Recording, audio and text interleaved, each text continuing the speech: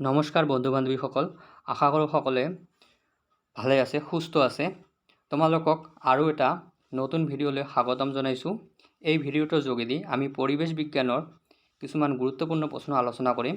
আশা কৰোঁ আপোনালোকে স্কিপ নকৰাকৈ ভিডিঅ'টো চাব আৰু আগন্তুক পৰীক্ষাত ইয়াৰ পৰা এটা প্ৰশ্ন পৰীক্ষাত পাব। বলক আমি ভিডিঅ'টো আৰম্ভ কৰোঁ।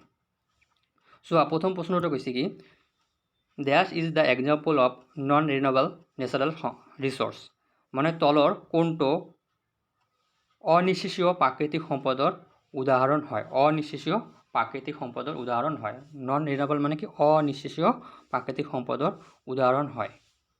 অনিশ্চিয় প্ৰাকৃতিক সম্পদ মানে যিবিলাক প্ৰাকৃতিক সম্পদ বেছিকৈ ব্যৱহাৰ কৰিলে বা বাৰে বাৰে ব্যৱহাৰ কৰিলে কি হৈ যায়, শেষ হৈ যায় আৰু ইয়াক পুনৰ ঘূৰি পাব নোৱাৰি। সেইবিলাকক কি বুলি কোৱা হয়, অনিশ্চিয় প্ৰাকৃতিক সম্পদ, নন ৰিনিউৱেবল ন্যাচাৰাল ৰিসোৰ্স বুলি কোৱা হয়। যেনেকুৱা ইয়াত দিছে ৱাটাৰ। ৱাটাৰক আমি কি ব্যৱহাৰ কৰাৰ পিছতো আৰু ৱাটাৰক আমি পিউৰিফাই কৰি ব্যৱহাৰ কৰিব পাৰোঁ। সোলাৰ এনাৰ্জি, কেতিয়াও সোলাৰ সূৰ্যৰ ৰশ্মি কেতিয়াও শেষ হৈ যাব নেকি, নাযায়। ক্ৰপ, শস্যক আমি উৎপাদন কৰিব পাৰোঁ। কিন্তু কয়লা এণ্ড পেট্ৰলিয়াম, কয়লা আৰু পেট্ৰলিয়াম আমি উৎপাদন কৰিব নোৱাৰোঁ বা এইবিলাক উৎপাদন হওঁতে বহুত বছৰ লাগে। তেনেহ'লে কয়লা, পেট্ৰলিয়াম, প্ৰাকৃতিক গেছ এইবিলাক হৈছে আমাৰ নন ৰিনিউৱেবল ন্যাচাৰাল ৰিসোৰ্স, মানে অনিশ্চিয় প্ৰাকৃতিক সম্পদ। আৰু নিশ্চিয় প্ৰাকৃতিক সম্পদ, ৰিনিউৱেবল ন্যাচাৰাল ৰিসোৰ্স, নিশ্চিয় প্ৰাকৃতিক সম্পদ হৈছে আমাৰ কি, বায়ু, পানী, সূৰ্যৰ তাপ, এইবিলাক হৈছে আমাৰ কি ৰিনিউৱেবল ন্যাচাৰাল ৰিসোৰ্স। মানে প্ৰাকৃতিক সম্পদ দুই প্ৰকাৰৰ, এটা হৈছে কি আমাৰ নন ৰিনিউৱেবল, এটা হৈছে ৰিনিউৱেবল ন্যাচাৰাল ৰিসোৰ্স। তেনেহ'লে ইয়াত আমাৰ সঠিক উত্তৰটো কি হ'ব? সঠিক উত্তৰ আমাৰ হ'ব ডি নম্বৰটো, ইয়াত সঠিক উত্তৰ হ'ব। সম্পদ আকৌ তিনি প্ৰকাৰ।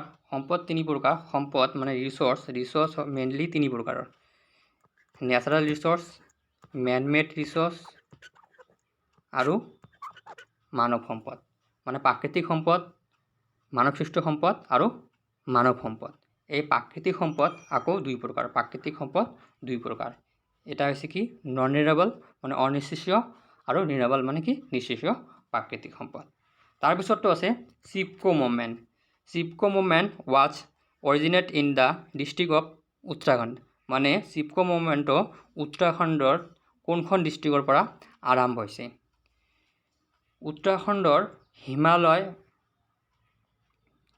উত্তৰাখণ্ডৰ গাৰো হিল হিমালয়ত, উত্তৰাখণ্ডৰ Garhwal হিমালয়ত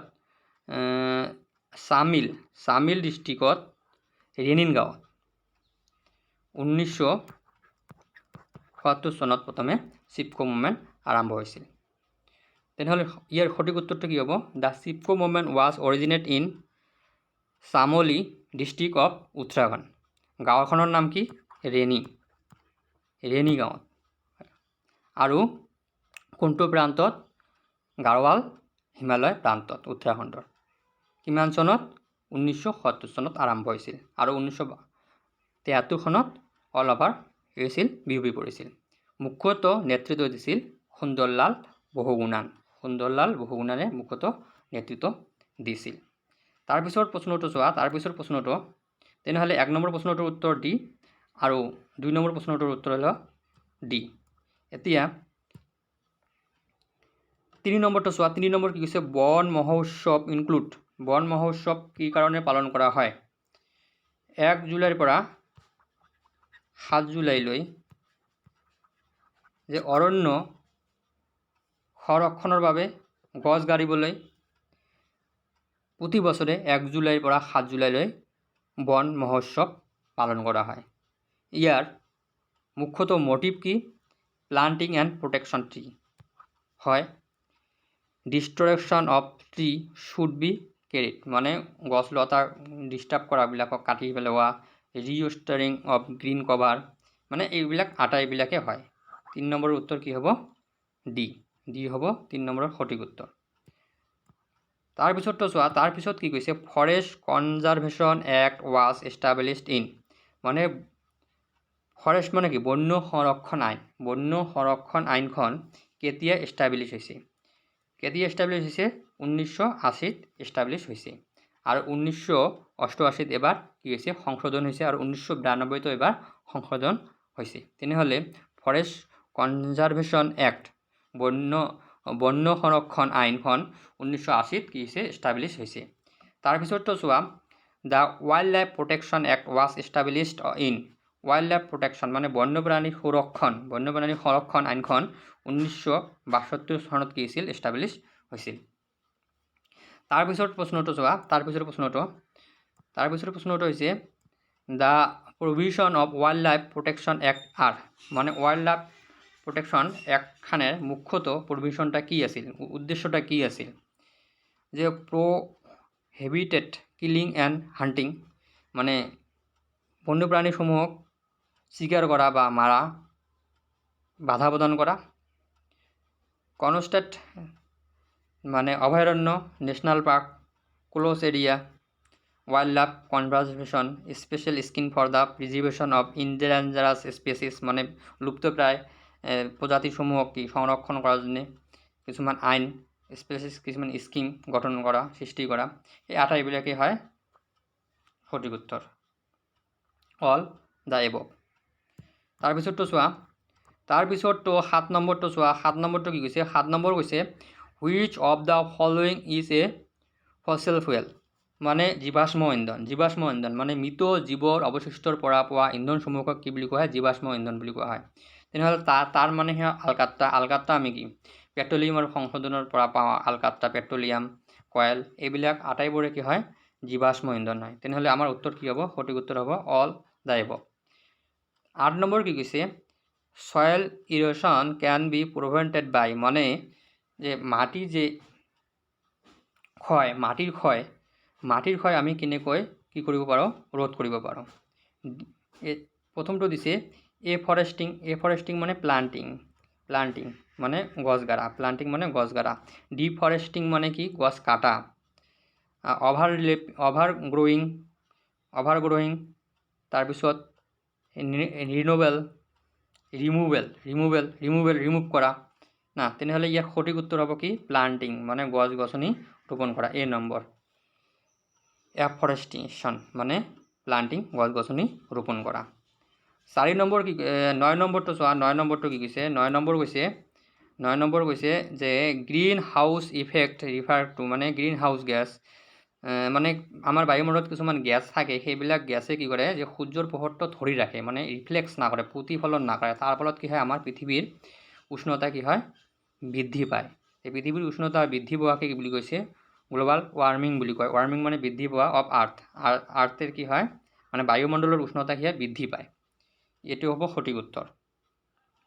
global warming is cause the following problem মানে যদি কি হয় যে গোলকীয় উষ্ণতা বৃদ্ধি পায় গ্লোবাল ওয়ার্মিং মানে কি গোলকীয় উষ্ণতা যেতিয়া বৃদ্ধি পায় তেতিয়া কি অসুবিধা হ'ব পাৰে। 10 নম্বৰটো মেল্টিং অফ গ্লেচিয়াৰ তো ভাঙে না গলি যায়। ৰাশিং অফ দ্য ওশেন লেভেল মানে সাগৰৰ কি হয় পানীৰ লেভেল কি বাঢ়ি যায় বৰফ গলি গ'লে সাগৰৰ পানীৰ লেভেলটো বাঢ়ি যাব। Shaking the island all above this মানে কি হয় প্ৰত্যেকটোৱে হয় সঠিক উত্তৰ। কমন এনাৰ্জি চ'ৰ্চ অফ ভিলেজৰ মানুহবিলাকৰ কমন এনাৰ্জি মানে সাধাৰণতে কি ব্যৱহাৰ কৰি তেওঁলোকে কি হয় ঘৰৰ কামবিলাক কৰে ভাত তাত ৰান্ধা ৰান্ধি কৰে সেইবিলাক হৈছে কি আমাৰ উড এণ্ড এনিমেল ডাক মানে কাঠ আৰু আমি গোবৰ ব্যৱহাৰ কৰোঁ না ডাক মানে গু এনিমেলৰ পটি। তাৰপিছততো চোৱা জিম কাৰ্বেট নেশ্যনেল পাৰ্ক এইটোতো একদম সোজা উত্তৰাখণ্ডত oldest national park of India Jim Corbett national park is located in Uttarakhand. Soil erosion is cause by মানে মাটি যে আমাৰ ক্ষয় হয় তাৰ মুখ্যত কাৰণ কি ডিফৰেস্টিং হয় ফাৰ্মিং অফ মিনিং মানে মাটি খান্দা খোৰা তাৰপিছত অভাৰ গ্ৰজিং দ্য কেটেল এক জেগাত কি হয় গৰুটো বান্ধিলে কি ঘূৰি থাকে আৰু কি মাটিখন নষ্ট হয়। তেনেহ'লে ইয়াৰ সঠিক উত্তৰ হ'ব D number all the above. তাৰপিছত কি কৈছে there is the formation of electricity তলৰ কোনটোক কি হয় ইলেক্ট্ৰিচিটি ব্যৱহাৰ কৰা হয়। আমি পেট্ৰলিয়ামো ব্যৱহাৰ কৰোঁ তাৰো ব্যৱহাৰ কৰোঁ কয়লা ব্যৱহাৰ কৰোঁ বিশেষকৈ কয়লা ব্যৱহাৰ কৰোঁ না বিশেষকৈ কয়লা ব্যৱহাৰ কৰা কিন্তু ইয়াত আমি উত্তৰ দিম কি অল দ্য এবভ।